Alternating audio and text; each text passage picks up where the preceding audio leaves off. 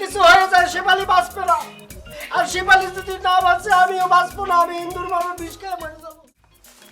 আব্বু বসে আছে। আব্বু আব্বু আপনি কিন্তু শুকায় যাচ্ছেন, দিন দিন কিন্তু শুকায় যাচ্ছেন, শুকায় কঙ্কাল হয়ে যাচ্ছেন। চেহারা দেখিছো দেখিছো বউ কেমন অবস্থা হয়েছে দেখিছো? হয় আব্বা, আম্মা কি নাম দেখিছো? আব্বার কোনো যত্নই নেয় না। এটা কি তার আক্কেল? আচ্ছা আব্বা, আপনার যত্ন নেওয়াটা তো আমার দায়িত্ব, তাই না? এই কি কও? হ্যাঁ অবশ্যই অবশ্যই। ওরে বাপ রে বাপ, হ্যাঁ তোকে দুইজনের দরদ দেখে তো মনে হতিছে যে আমি অজ্ঞান খাইয়ে চিৎপাটাং হয়ে গেছি। বোঝো না এরম দরদ কেন দেখাচ্ছে? সত্যি যদি দরদ থাকতো তাহলে সংসারটা এরকম ভিন্ন করতো না। আমু কথা কও না তো, কথা কও না, শুধু তোমার অবহেলার জন্য, যত্ন নেন এই জন্য আমার আব্বু সালমান খানের মতো এরকম ফিগারটা শুকায় কাঠ হয়ে পাতলা খান হয়ে গিয়েছে। হ্যাঁ হয়, আর আম্মারে দেখিছো এখন লাইকের মতো আস। দেইছ তোমার ছাগলের উপর আক্কেল দেখিছাও? আয় বউ, তুমি যা মানুষের কি তাই পাবো, তাই না?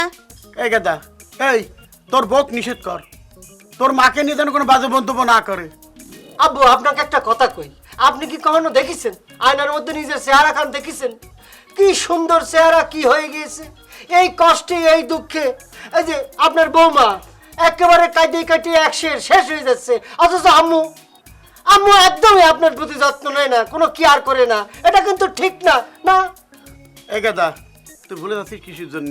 ও যদি তোর পেটে না ধরতো তাহলে তুই দুনিয়া চাষতে পারতি না। তো তুই তোর মাকে নিয়ে টিটকের মারতিস কিসের জন্য?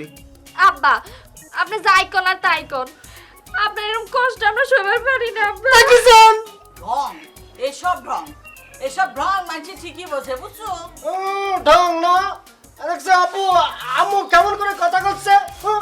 ঢঙে বলি এই শিপালি কিন্তু আপু আপনাকে অনেক ভালোবাসে, অনেক ভালোবাসে। আপনার যদি কিছু হয়ে যায় শিপালি বাঁচবে না, আর শিপালি যদি না বাঁচে আমিও বাঁচবো না, আমি ইন্দুর মামা বিষ খেয়ে মরে যাবো। দেখো চলো, বোঝো না কে কাক ভালোবাসে। ও হাসতেছো কিসের জন্য? আস্তে আসো, আস্তে আসো, শুনে যাবে না, শুনে যাবে না। আচ্ছা শোনো শোনো, তুমি আমার এখানে নিয়ে এলা কেন? আরে কাছে দূরে কথা বলি ভালো, বুঝো না? আচ্ছা তুমি আগে এটা কও, আমার অভিনয় কেমন হয়েছে? ওরে অভিনয় শ্রাম হয়েছে, শ্রাম অভিনয় হয়েছে। তুমি যদি অভিনেত্রী হতে আর আমি যদি সেই মানে মনে প্রতিযোগিতার বিচারক হতাম, তাহলে পরে আমি তোমার সোনার মেডেল না, একেবারে মনে করে যে লোহার পদক বা স্টিলের পদক দিতাম। কি করলে এটা? কি তুমি আমার স্টিলের পদক দিতে? মানে সোনার পদক তো মানে খাঁটি হয় না, বুঝো না, খাত থাকে না। স্টিলের পদক তো অনেক শক্ত হয়, ভারী হয়, মজবুত অভিনয় করেছে, এজন্য মজবুত একটা পুরস্কার দিতাম তোমার, বুঝতে পারিস? ওটা আমার বিচার হবে। আচ্ছা শোনো, যেভাবেই হোক আব্বার মন জয় করা লাগবে, নাহলে কিন্তু আব্বার পেনশনের একটা ফুটে করেও পাবো না। আরে কি করছো, সবে তো অ্যাক্টিং শুরু করলাম, দরকার পড়লি নাটকের বড় মনে করে ডাইরেক্টর আইনে তোমার অভিনয় শিখাবো, তাও আব্বার পেনশনের টাকা হাতছাড়া করা যাবে না। হয় হাসো না, এত হাসে না, হাসলেও শব্দ করা যাবে না, মুখটা বেজার ফিরি পেলো, মনে যাবো।